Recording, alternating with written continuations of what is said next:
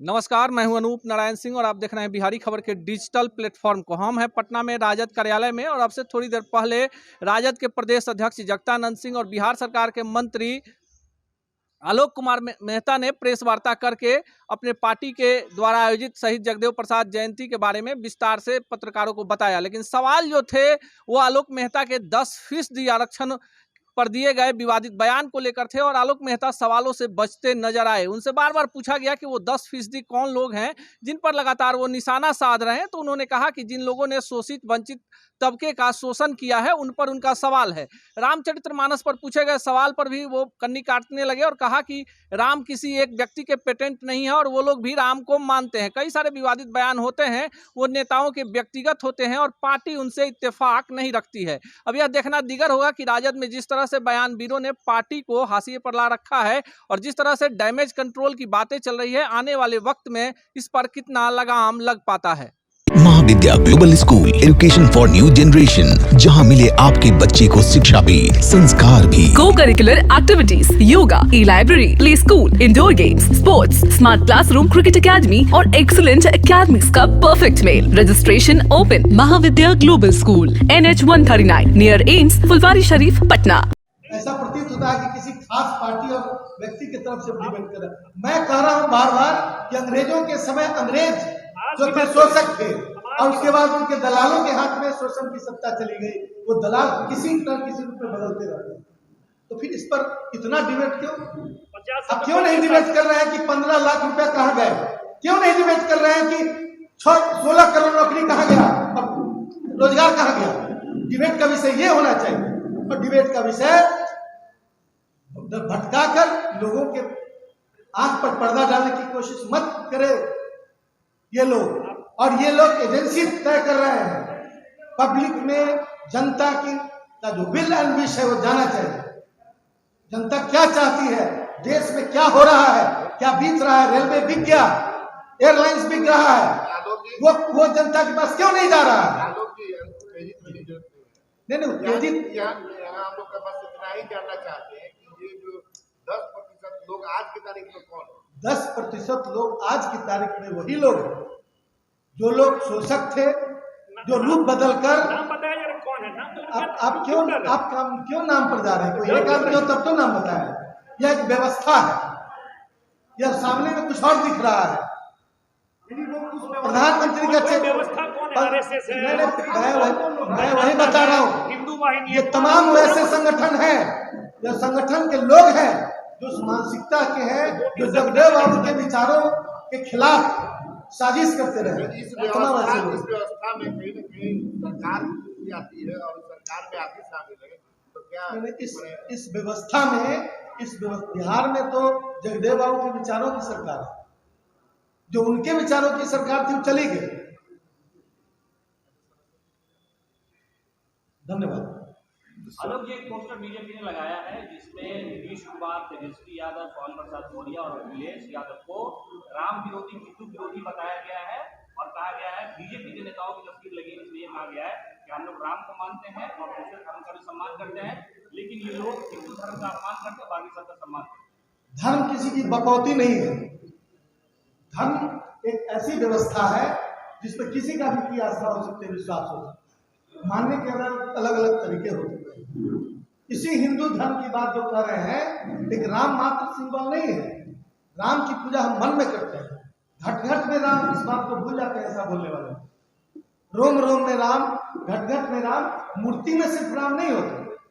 विरोध तो उन बातों का होता है कि जो पोंगापंथी व्यवस्था धर्म के मामले में स्थापित करने की कोशिश हुई और उसे और मजबूत करने की कोशिश हो रही है, इस बात का विरोध है। तो किसी और बात का अपमान क्यों कर रहे हैं?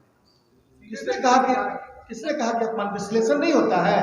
डेमोक्रेसी की सबसे मजबूत पहल जो है वो डिस्कशन है और अभिव्यक्ति की स्वतंत्रता पर आप अंकुश नहीं लगा सकते। कोई गोडसे को माला पहना रहा है तो हम उसको क्या कर रहे हैं? हम आलोचना कर रहे हैं। लेकिन सच बात यह है कि वैसे भी विचारधारा के लोग हैं जो डेमोक्रेसी में उनको अधिकार है अपने व्यक्ति करने का। चौधरी बोले कि लग रही सरकार है, ऐसा कोई ऑथेंटिक ये नहीं भाई है। क्या उनका बयान नहीं है? नहीं, उन्होंने बयान उसका वीडियो है, वीडियो अच्छा वीडियो है। कहा कि ये नगरी मार सरकार है और अच्छा आप पहले बता दीजिए, कोई किसी भी आप भावना की बात की, बोलेंगे वीडियो अभी भावना की बात क्यों डिस्कशन कीजिएगा उस पर से, लेकिन ये भावना की बात है, सबकी भावना है कि यह एक समाजवादी सोच की प्रजातांत्रिक सरकार है और जनता के कंसर्न को प्रायोरिटी पर रखती है। और उसमें किसी भी पार्टी में जो महात्मा गांधी का आज शहादत दिवस है, महात्मा गांधी के मूल्यों की स्थापना, मूल्यों का जो एक अवमूल्यन करने की कोशिश की जा रही है, महात्मा गांधी का चश्मा लेके स्वच्छता अभियान चला रहे हैं और दूसरी तरफ गोडसे को माला पहना रहे हैं। ये सब बातें जनता को अलग अलग मतलब सीन दिखा के बाइस्कोप दिखा के भ्रमित करने की यह साजिश है, इसको नाकाम कर दिया जाए। उदय नारायण चौधरी जी पार्टी के राष्ट्रीय उपाध्यक्ष हैं। उदय नारायण- क्या उनका व्यक्तिगत बयान है?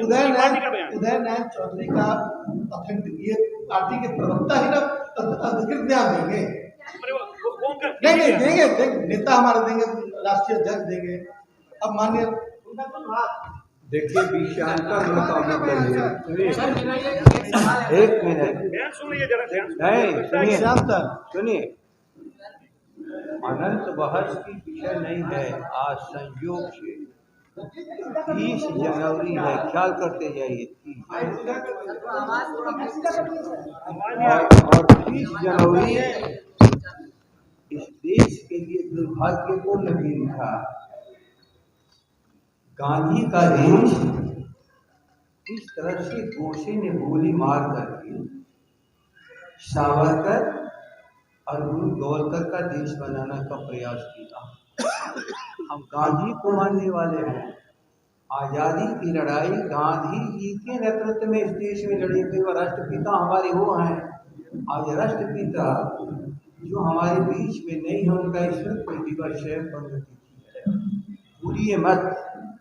जिन मूल्यों के लिए आज़ादी की लड़ाई लड़ी गई, बाबा साहब आम्बेडकर और संविधान सभा के लोगों ने सारी चीजें संविधान में शामिल कर दिया। और कोई भी चीज, हमारा एक भी साथी उस संविधान से बाहर जाकर भी कोई बात नहीं कर रहा है।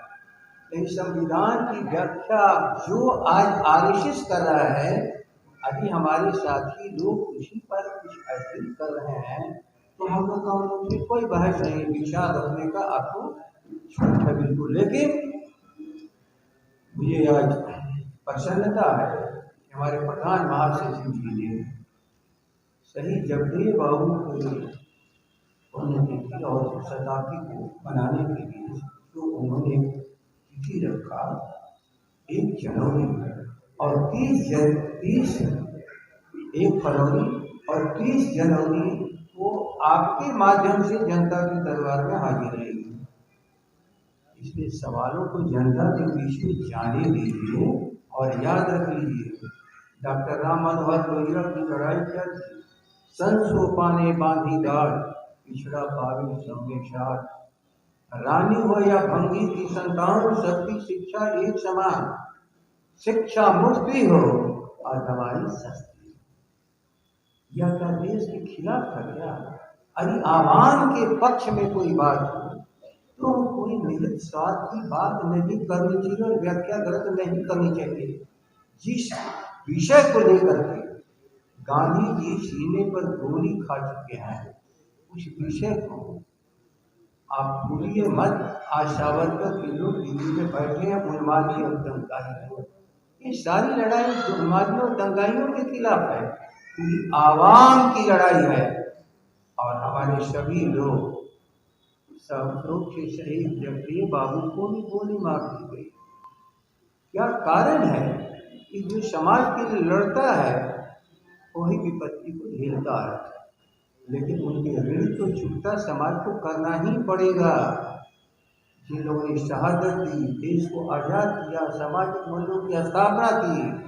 और भूलिए मत, जब एक की बात तेजस्वी जी करते हैं तो किसी के हक को छीनने की बात नहीं करते हैं, लेकिन जो हक से वंचित रहते रहे हैं, अब इनको देने की बात समाजवादी लोग गांधी के रास्ते पर चल करके, जगदेव बाबू के बताए हुए रास्ते पर चल करके कुछ हासिल उनके लिए करना चाहता है जो वंचित वर्ग है, तो मुझे लगता है सबको आगे आकर इसमें सहयोग करना चाहिए। बहुत बहुत धन्यवाद।